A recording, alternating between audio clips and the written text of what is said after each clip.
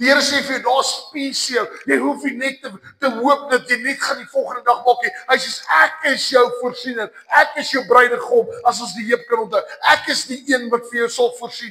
Ek is God. Hy sê, as ek vir die mossies voorsien, so sal ek ook vir jou doen.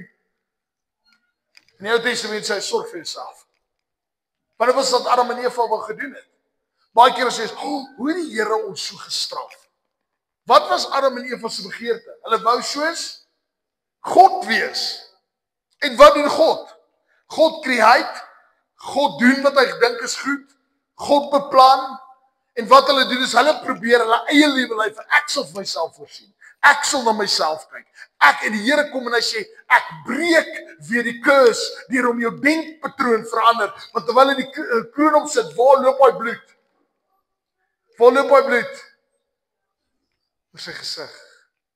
En hy kom en hy herstel die moeite, die denke van moeite, kom hy en hy herstel dit.